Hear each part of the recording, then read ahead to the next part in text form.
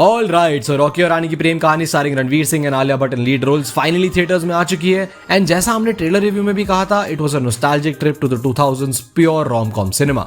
So the plot revolves around Rocky and Rani, played by Ranveer and Alia, जो बहुत different background से belong करते हैं, but when they cross paths they just can't shake off the chemistry between them.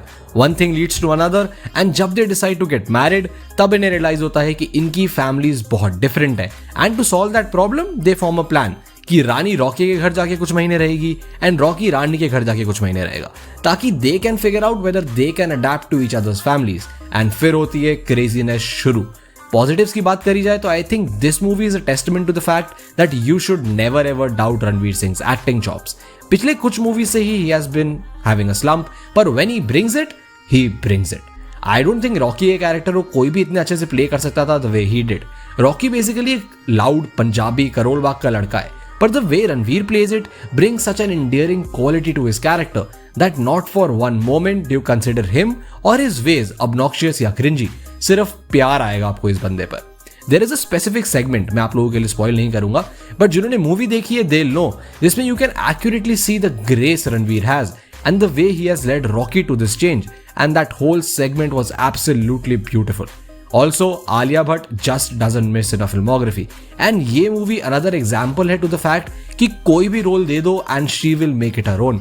Rani is confident, feisty, unapologetic and independent, and ये सब qualities एक साथ play करना is not an easy task, but Alia does it flawlessly। पर undoubtedly इस movie के real emotional heartbeats are Dharmendra sir and Shabana ma'am. उनके बारे में भी I won't spoil anything, but their acting and their arc in the movie is what will get you in the end। This movie also focuses and discusses multiple societal norms and issues जैसे cancel culture, fat shaming, regressive households, patriarchy, which was something very fresh in a Karan Johar movie, because generally his movies tend to fall in these norms itself, but this was something new। काफी सारे societal standards को challenge करा जाता है, जिसमें the supporting characters play their part perfectly. Aamir Bashir, Churni Ganguly, Tota Roy Chaudhary and बाकी सभी की परफॉर्मेंसेज इन स्टीरियोटाइप्स को बहुत अच्छे से चैलेंज करती है, विच मेक्स यू रियलाइज कि जितनी मेन कास्ट की होती है मूवी, उससे ज्यादा सपोर्टिंग कास्ट उसे बेटर बनाती है। The integration of vintage music was also beautiful. Although मैं मूवी के एल्बम से इतना सेटिस्फाइड नहीं था, but the way they have included classics such as अभी ना जाओ छोड़कर, चौधरी का चांद and even male version of डोला रे डोला और ज्यादा नॉस्टैल्जिक ट्रिप बना देता है इस मूवी को। But now coming to the negatives, तो इसका रन टाइम मुझे थोड़ा ज्यादा लगा। I mean that doesn't mean कि ये बहुत ड्रैग अलॉन्ग करती है, पर आई थिंक कुछ चीजें शेव ऑफ करके एक टाइट एडिट के साथ बहुत इफेक्टिव 2.5 आवर की रोम-कॉम एक्सपीरियंस बन सकती थी, क्योंकि एंड में आके आपको इसका रन टाइम फील होने लग जाता है। एज आई प्रीवियसली मेंशन कि ये मूवीज काफी सोसाइटल नॉर्म्स डिस्कस करती है and sometimes that is smooth, पर सेकेंड हाफ आते आते the messaging becomes too on the nose. मतलब there is nothing wrong with the monologue, पर जब वो मोनोलॉग प्लॉट से डिस्कनेक्टेड लगे एंड ऐसा लगे कि राइटर्स को लग रहा है कि ऑडियंस को समझ नहीं आ रहा है what we are talking about, so let's just explain everything explicitly, तो देन ये मूवी वो सटल मैसेजिंग की लाइन क्रॉस करके प्रीचिंग में चली जाती है, which I didn't like. Also इस मूवी के music album should have been so much better.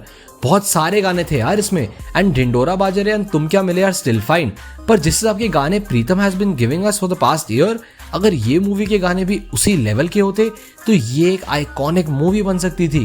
Because movie लोग तब भी भूल जाते हैं, but no one forgets an iconic track. But all in all मैं एंटरटेनमेंट वैल्यू पर जज करता हूँ मूवी को, एंड मुझे बहुत मजा आया। बहुत टाइम बाद किसी बॉलीवुड मूवी ने मुझे इतना हंसाया होगा, and this is a sign that KJo has still got it. I would rate this movie 4 out of 5, and I think इस वीकेंड फैमिली के साथ जाने के लिए ये एक परफेक्ट मूवी है। So, have you seen Rocky and Rani, and what did you think about it? Comments में हमें जरूर बताएं। Also, we did a review of Barbie and Oppenheimer. You can check them out right here. And for more such content, smash that subscribe button, and we'll see you next time.